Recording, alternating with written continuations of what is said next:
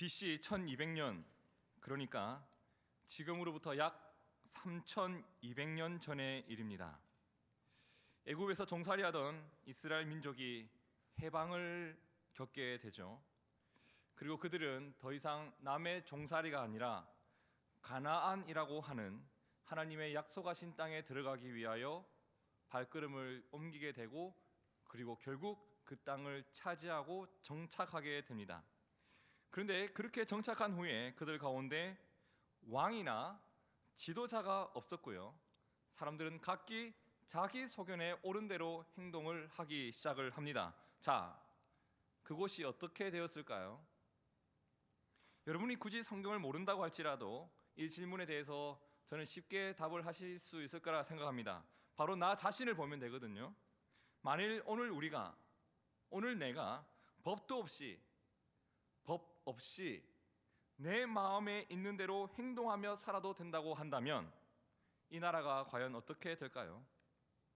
신호등이 빨간불인지 초록불인지 누가 신경을 쓰겠습니까?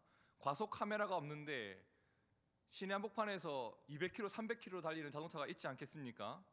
여기저기서 폭행이 일어나고 살인과 강간이 계속 끊이지 않고 일어나게 될 것 같습니다. 내 마음대로 안 되는 일에 대해서 내 감정대로 행동하고 책임지지 않는 일들이 우리 가운데 일어나지는 않을까요? 여러분, 법이 있습니다. 오늘날은 경찰도 있습니다. 그럼에도 불구하고 이러한 일들이 일어나고 있는데, 만일 법도 없고 통치자도 없다면 그 사회가 어떻게 되었을지는 우리가 대충 짐작할 수 있을 겁니다. 지금 그러한 삶을 이스라엘 백성들이 살아가고 있는 현장입니다.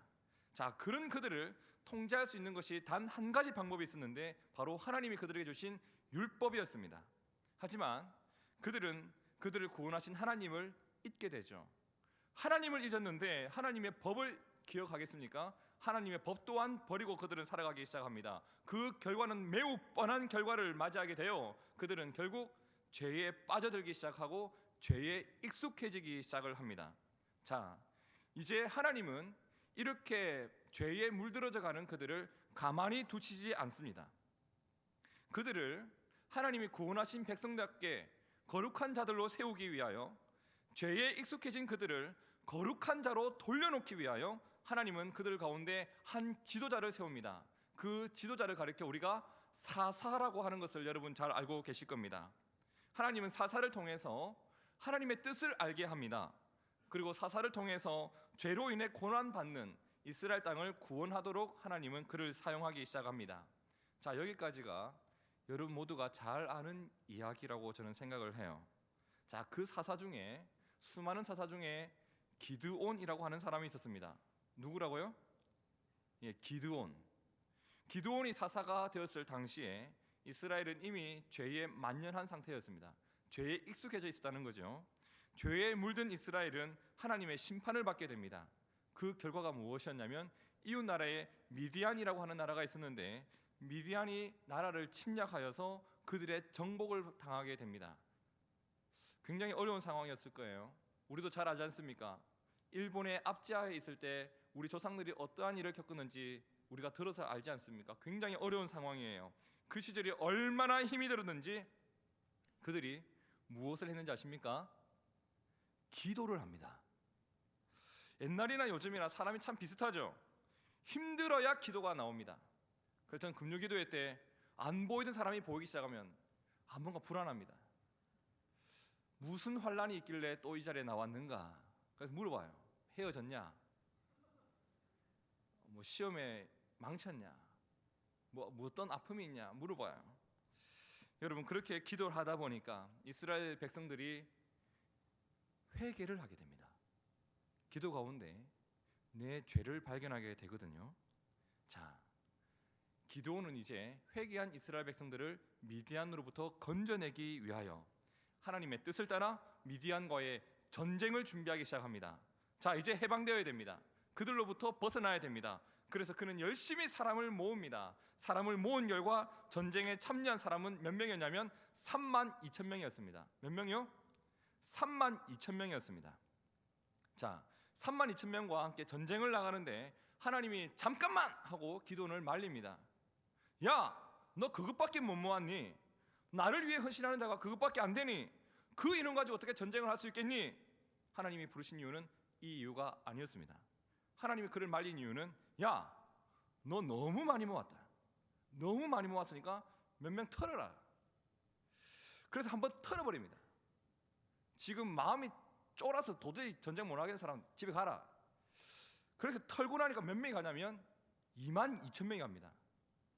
그래서 몇 명 남았습니까? 뭡니까? 32,000에서 22,000 갔으니까 몇 명입니까? 만 명. 이제 모집 인원의 3분의 1만 딱 남았습니다. 여러분, 전쟁에서는 한 명이 아쉬워요. 근데 3분의 2가 떨어져 나갔습니다. 기드온의 마음이 굉장히 무거웠을 거예요. 그런데 하나님이 또 말려요. 야, 아직 아니야. 아직도 사람이 많다고 합니다. 그래서 한 번 더 털어버립니다. 그 털어버렸을 때 9,700명이 집에 갑니다. 그럼 이제 몇 명 남았죠? 뭡니까? 만에서 9,700 갔으니까 300명 남았습니다. 처음 모집 인원의 100분의 1이 남았습니다. 100분의 1요. 여러분, 300명은 지금 전쟁을 치를 수 있는 인원이 아니에요.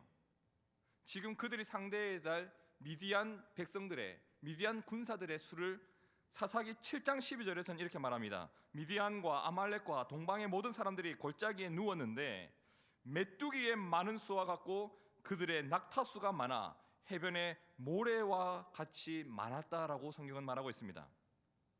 자, 메뚜기 떼와 같이, 모래 떼와 같이 있는 그들을 상대해야 될 사람은 300명입니다. 이 인원은 이기기는 고사하고 한 방에 진멸당할 그러한 인원이에요. 그렇다면 우리가 궁금한 건 이거예요. 하나님은 왜 그 수많은 사람들을 다 떨어내고 이 인원만 남기셨던 것일까라는 것이 오늘 우리의 의문이에요. 하나님은 그 이유에 대해서 사사기 7장 2절에서 이렇게 말씀합니다. 여호와께서 기드온에게 이르시되 너를 따르는 백성이 너무 많은즉 내가 그들의 손에 미디안 사람을 넘겨주지 아니하리니 이는 이스라엘이, 잘 들으십시오, 이긴 후에 나를 거슬러 스스로 자랑하기를 내 손이 나를 구원하였다 할까 함이니라. 이게 하나님의 염려였습니다.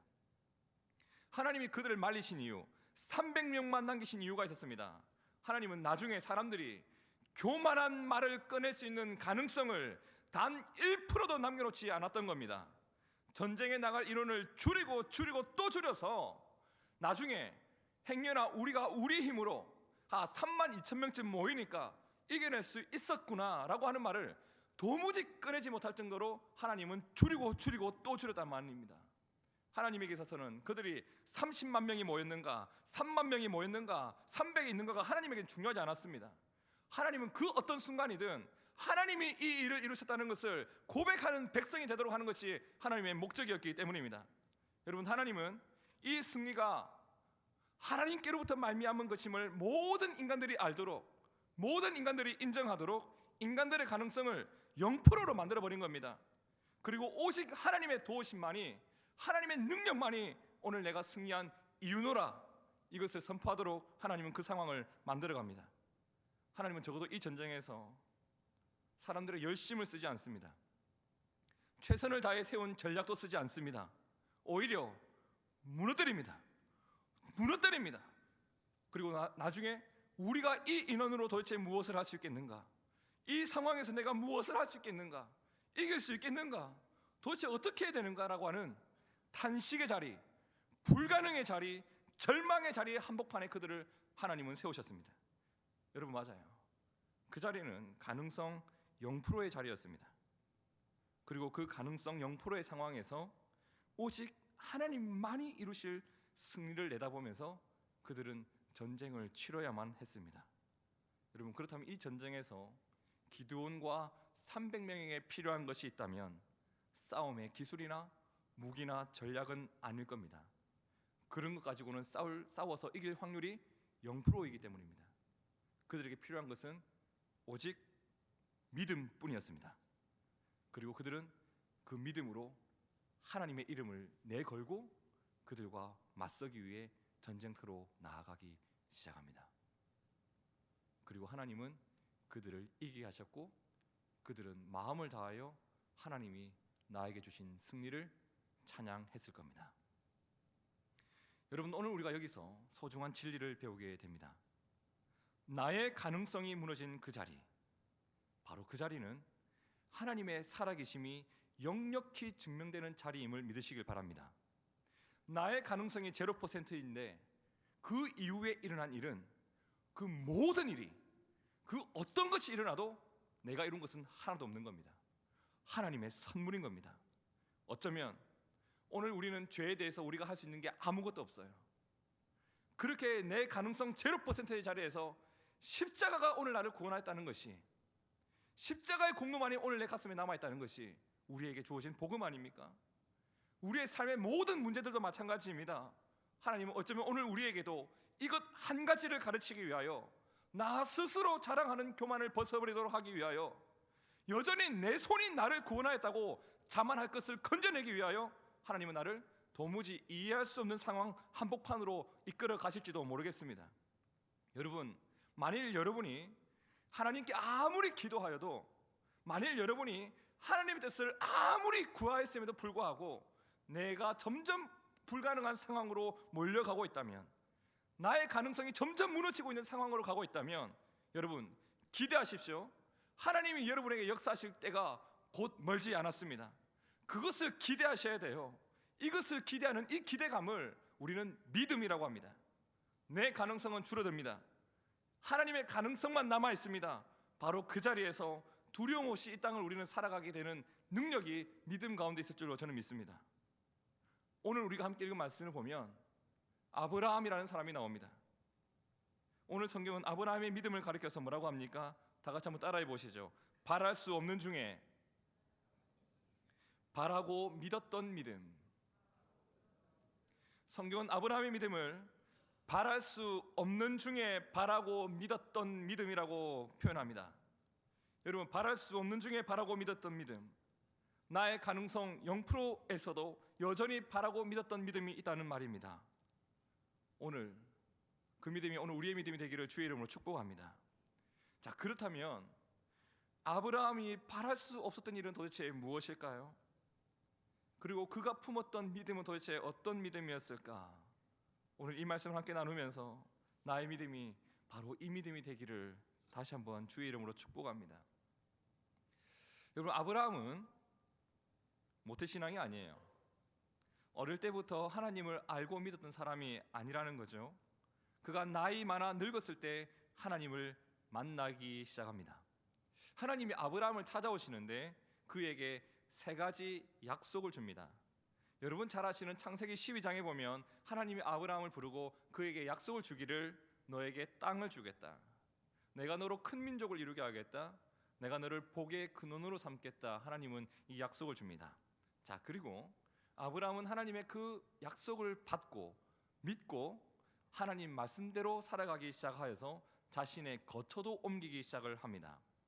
가나안으로 그의 거처를 옮겨서 그곳에서 살기 시작하는데, 그때 그가 그렇게 하나님 말씀 따라갔던 때의 나이를 여러분 혹시 아십니까? 모르죠. 75세였습니다. 여러분 상상을 해보세요. 75세면 그의 겉모습이 어땠을지 한번 상상을 해보셔야 돼요. 자, 근데 하나님 그에게 무엇을 약속해 줬냐면 땅, 복, 그리고 뭐요? 큰 민족이었습니다. 그를 통해 자녀가 태어날 것이고 그 자녀를 통해 큰 민족이 형성되게 될 것이라는 것이 하나님의 약속이었죠. 자, 그런데 문제가 생겨요. 아브라함이 75세 때 하나님한테 그 약속을 받고 계속 살아가는데 뭐가 안 생겨요? 아이가 안 생기는 거예요. 아이가 안 생겨요. 여러분 75세는 사실 아이를 가지기 상당히 버거운 나이죠. 상상을 해보세요. 75세가 애를 가졌다. 상당히 힘든 일입니다. 그죠? 그래서 그는 현실적인 대안을 세웁니다. 그 대안이 뭐였냐면 양자를 받아들이는 겁니다. 다메섹 사람 엘리에셀이라는 자를 나의 양자로 받아들이게 됩니다. 자, 그를 양자로 받아들여서 이제 큰 민족이 이룰 것을 가슴에 품고 살아가는데 하나님이 그에게 나타나요. 그리고 말씀하시기를 창세기 15장 4절에 보니까 여호와의 말씀이 그에게 임하여 이르시되 그 사람이 너의 상속자가 아니니라. 내 몸에서 날 자가 내 상속자가 되리라 하시고 그를 이끌고 밖으로 나가 이르시되 하늘을 보라고 합니다. 그리고 뭐라고 하시냐면 하늘을 우러러 뭇 별을 셀 수 있나 보라. 내 자손이 이와 같이 될 것이다. 약속을 줘요. 여러분, 아브라함이 그 상황 가운데 이 말씀을 믿어요. 그리고 자녀를 또다시 기다리기 시작합니다. 근데 또 문제가 생긴 겁니다. 아내가 계속 잉태를 못하는 거예요. 애가 안 생기는 거예요. 자, 그 상황 가운데 그의 아내가 아브라함을 불러서 여보 여보 여보 하면서 해준 말이 창세기 16장 2절에 이렇게 말을 해요. 사레가 아브라함에게 이르되 여호와께서 내 출산을 허락하지 아니하셨으니, 잘 들어보세요, 원하건대 내 여종에게 들어가라. 내 여종과 동침하라. 내가 혹 그로 말미암아 자녀를 얻을까 하노라 라고 합니다. 이어서 성경은 이렇게 말합니다. 아브라함이 사레의 말을 들으니라 라고 합니다. 여러분, 그런데 놀라운 게 있어요. 아브라함이 사라의 여종 하갈과 동침을 하게 되는데 그때 임신을 하는 겁니다. 그때 나이가 몇이었냐면 아브라함 나이 86세였습니다. 상당히 늙긴 늙었는데 아직까지 가능성이 있었던 겁니다. 여러분, 86세 때 애를 가지다니요. 그런데 거기서 성공했습니다. 그러면서 아들 이름을 이스마엘이라 짓고 이스마엘을 통해서 큰 민족이 이루어질 것을 기대를 했을 겁니다. 자, 그런데요, 하나님이 또 나타나서 걔도 아니라는 겁니다. 시간은 계속 흘러요. 아브라함이 이제 몇 살이 되냐면 100살이 됩니다. 몇 살요? 100살. 정말 한숨밖에 안 나오는 나이입니다. 근데 100살 때 문제는 사라에게 더 큰 문제가 있었어요. 당시 사라의 상황을 표현하기를 사라는 90살이었다고 합니다. 그리고 사라가 생리가 끊어졌다라고 성경은 말합니다. 자, 아브라함 100살, 사라 90살, 생리가 끊어짐. 가능성 0%예요. 자, 그런데 그 가능성 0%의 상황에서 하나님은요, 여전히 너가 자녀를 가지게 될 것이라고 또 말씀합니다. 여러분, 이 말이 얼마나 기가 막혔는지, 사라가 이 말씀을 듣고서 어떻게 반응했는지 창세기 18장 12절에 보니 사라가 속으로 웃고 이르되 내가 노쇠하였고 내 주인도 늙었으니 내게 무슨 즐거움이 있겠는가 라고 하면서 하나님의 말씀을 비웃습니다. 여러분, 지금 이게 이상한 게 아니에요. 사라는 누구보다도 자신의 몸의 상태를 자기가 잘 알고 있어요. 90세에 아기를 낳는다니요. 더군다나 나는 이미 생리가 끊어진 상황입니다. 가능성 0%의 상황에서 하나님이 오셔서 너 아직 가능해 라고 하니까 기가 막혀 웃음이 나올 수밖에 없는 게 사라의 상황이었죠. 여러분, 맞아요. 단 1%의 가능성도 없습니다. 아니, 1%는 고사하고 0.0000001%의 가능성도 없습니다. 이것이 뭐예요? 현실입니다. 그리고 이러한 현실 속에서 아브라함이 양자를 맞이한 것, 사라가 하갈과 나의 남편이 동침해서 아이를 낳는 것, 이 모든 것이 한편으로 보면 현명한 선택처럼 보입니다. 여러분, 이것이 현실이었죠. 그런데 여러분, 이 모든 현실 속에서 그들을 향하여 하나님의 약속이, 하나님의 말씀이 여전히 주어져 있다는 것도 그들의 현실이었습니다. 그들 가운데 하나님이 다시 나타나 이렇게 말씀합니다.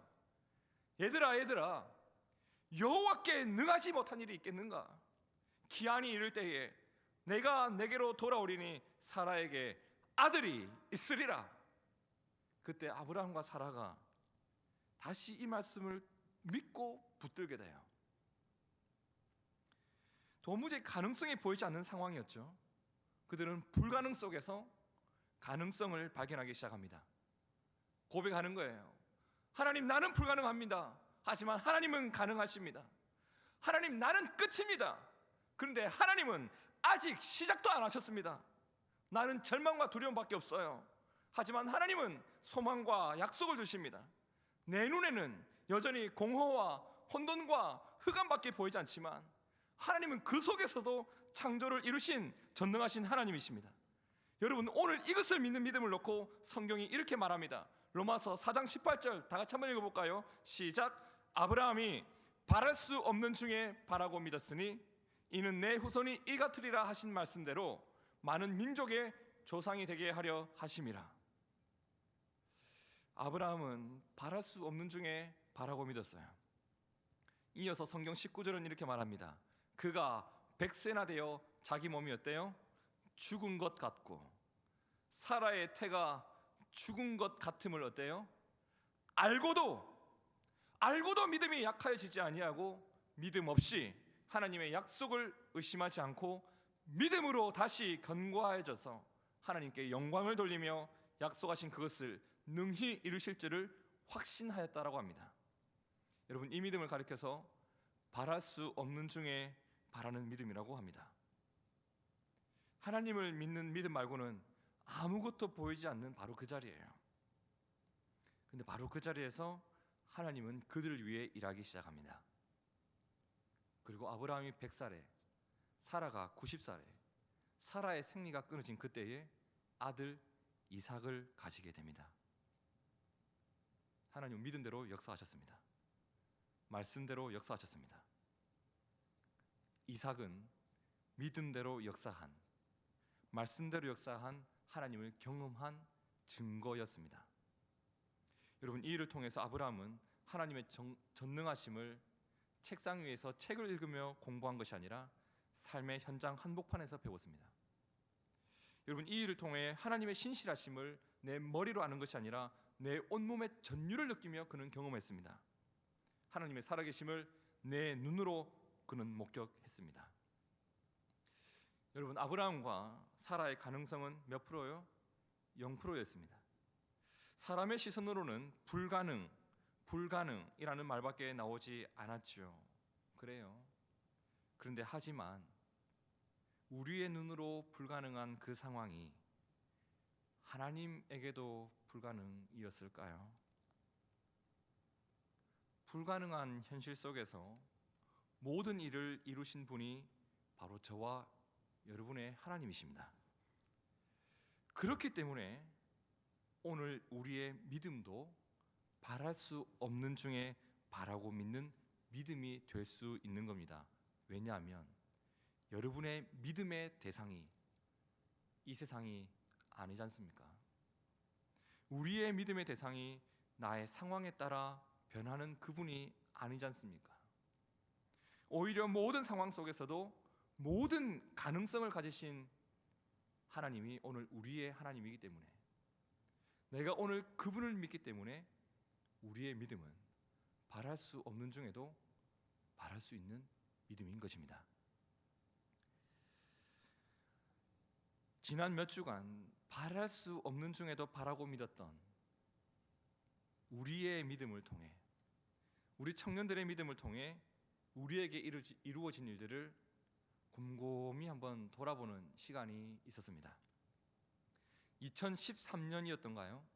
2013년이 이제 새해를 맞이하는 그때쯤에 2012년 연말이었을 겁니다. 새로운 해를 준비하면서 담임 목사님과 함께 의논했던 것이, 청년부가 함께 예배하는 그 자리에서 따로 금요 기도회를 한번 드려보면 어떻겠는가, 이런 것에 대하여 이야기를 나누고 있었습니다. 여러분, 당시 청년들이 금요 기도회에 몇 명쯤 나오고 있었는가? 여러분 알지 않습니까? 2011년도에 내가 금요 기도회에 나와 봤다, 손든 사람이 없으면 아무도 안 왔던 상황입니다. 당시 많은 사람들이 저에게 이런 충고를 해주더군요. 목사님, 청년부 맡고 나서 너무 가슴 뜨거운 거 아니십니까? 청년들이 금요일 밤에 나올 거라고 생각하십니까? 아마 처음에 나올 겁니다. 아마 그때 청년들의 고참들이 저한테 그런 충고를 해주더군요. 아마 처음에 나올 거예요. 임원들 몇 명하고 이렇게 시키면 하거든요. 시키면 잘해요. 시키면 합니까? 아마 몇 번 나오다가 지쳐서 계속 이어지지는 못할 거라고 했던 금요기도회. 그때 이랬어요. 마음이 2013년이니까 13주만 하자. 우리 마음을 한번 모아보자. 근데 우리 안에 드는 확신이 있었습니다. 하나님께서 이러한 계획을 우리 마음에 품게 하신 이유가 분명히 있지 않을까. 하나님은 왜 이 시대에 다른 것을 하기 이전에 우리 청년들에게 기도부터 시키는 것일까? 그렇게 시작한 것이 청년 금요 기도회였습니다. 그렇게 시작한 것이 13주가 아니라 2013년 52주, 2014년 52주, 2015년 52주를 이제 곧 지나가게 됩니다. 여러분, 그 자리에서 청년들이 함께 모여서 150번이 넘는 기도 모임을 가지면서 하나님은 우리 가운데 품을 수 없는 꿈을 품게 했습니다. 그 자리에서 꿈을 품었습니다. 그 자리에서 말씀에 순종했습니다. 청년들이 그 자리에서 기도의 능력을 회복하기 시작했고, 청년들이 그 자리에서 하나님 말씀을 의지하기 시작을 했습니다. 그리고 그 자리에서 기도했던 기도의 바람대로 하나님은 우리를 부흥시켜 나가기 시작했습니다.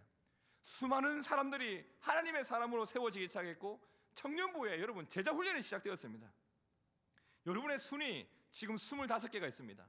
순장들이 세워졌고 새가족들이 새가족부에 정착하고 있습니다. 여러분 기억나십니까? 이 모든 것은 우리들의 기도 제목이었어요. 그 당시 우리의 현실이 아니었습니다. 모든 사람들이 비웃던 일이었습니다. 그때 우리의 수는 한 자릿수였습니다. 여러분 지난주에 비전홀에서 예배를 드리는데 얼마나 감동적이었는지 몰라요.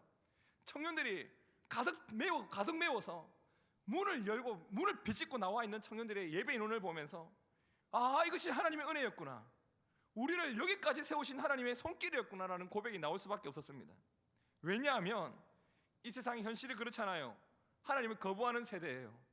아무리 전도를 해도 사람들이 교회로 오지 않아요. 청년들은 바쁘다라는 말이 입에 걸려 있어요. 믿음의 타락이 이미 보편화되어져 버렸습니다. 청년들의 부흥력, 가능성은 없는 일입니다. 어찌 보면 교회들마다 현상 유지도 힘들다고 하는 것이 오늘날 교회의 모습이에요. 그런데 이 가능성 없는 현실 속에서 하나님은 우리를 기도하게 하셨어요. 다른 건 안 했습니다. 우리가 뭐 특별한 걸 했습니까? 기도만 했습니다. 그 기도만 있었던 자리에서 하나님은 응답해 주셨습니다. 그 응답 속에서 하나님은 우리로 하여금 고백해 하셨습니다. 하나님의 은혜입니다. 하나님의 능력입니다. 하나님의 사랑입니다. 오늘 함께 찬양한 찬양팀 보지 않았습니까 여러분? 저 찬양팀은 저한테 제가 어디를 가든지 간증하게 될 제 평생의 감사의 제목이 우리 교회 찬양팀이에요. 언제 우리가 이런 찬양팀을 꿈이나 꿀 수 있었습니까? 언제 이런 찬양팀이 세워졌고 우리의 감격스러운 예배 가운데 하나님 우리에게 거하게 하셨습니까? 여러분 우리가 드리는 이 예배의 환경, 하나님께서 우리에게 주신 선물임을 믿으시길 바랍니다. 가능성이 없었습니다. 하지만 하나님은 가능성이 보이지 않을 때에도 여전히 역사하고 계셨던 겁니다. 바랄 수 없는 중에도 누군가가 바랬습니다.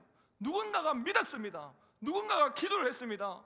그 믿음의 간구 가운데 하나님은 믿음으로 우리 공동체를 세워 가셨던 겁니다. 그리고 믿음대로 순종한, 믿음대로 수고한 그 종들을 통하여 하나님은 영광 받으신 줄로 저는 믿어요. 이게 어디 우리 공동체만의 일이겠습니까? 여러분 각자의 개인의 삶을 놓고 한번 바라보십시오. 내가 다니고 있는 이 직장이, 내가 공부하고 있는 이 학교가, 나의 삶의 현장이 과연 다 나의 힘으로 한 것일까요? 제게 주어진 일들도 마찬가지입니다. 저에게 있는 두 아들이, 내가 살고 있는 내 집이 과연 내 능력으로 이룬 일인가? 여러분 상황은 불가능을 향해 달려가는 일이 우리 가운데 있을지도 몰라요. 하지만 쫄지 마세요.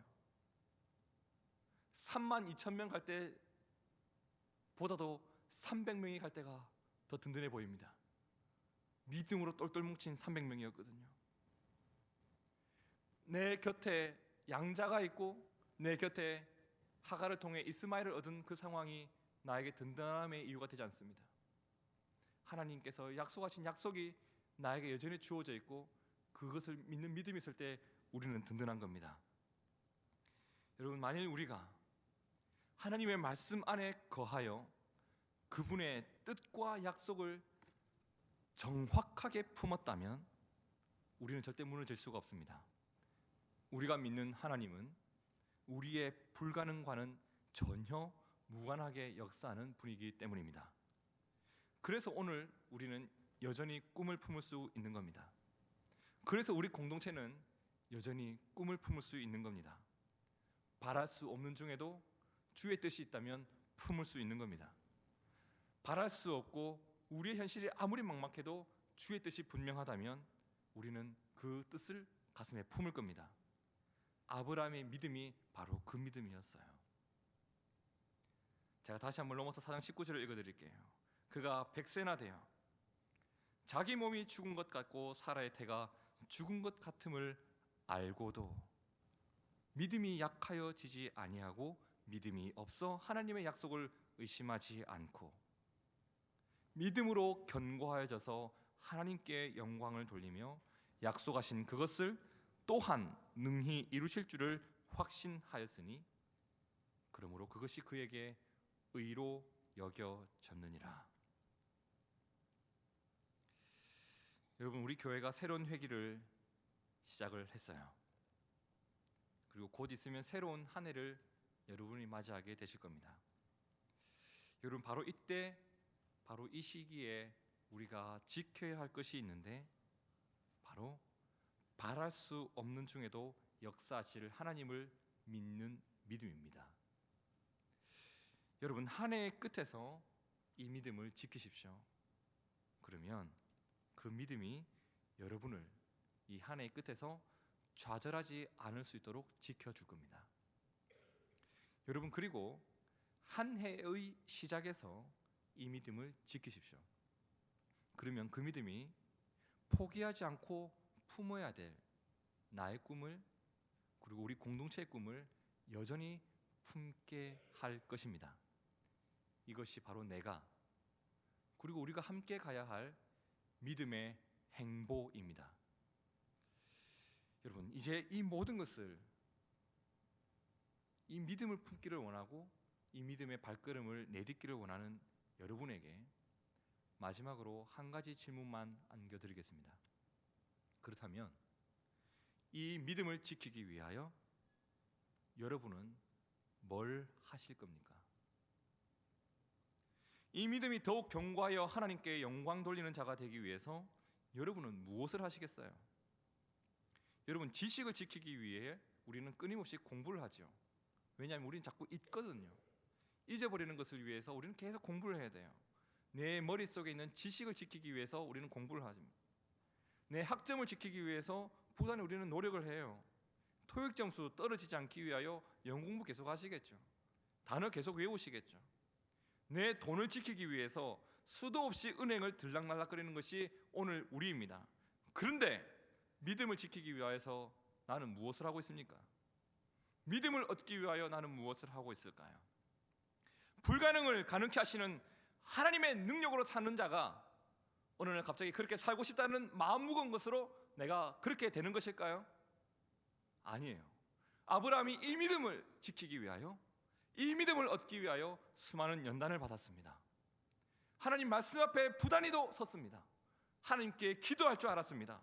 그렇다면 불가능을 가능케 하시는 그 하나님의 능력을 믿는 자가 되기 위하여, 그 능력으로 사는 자가 되기 위하여 나는 오늘 무엇을 할 것인가? 이것이 오늘 우리에게 주어진 과제예요.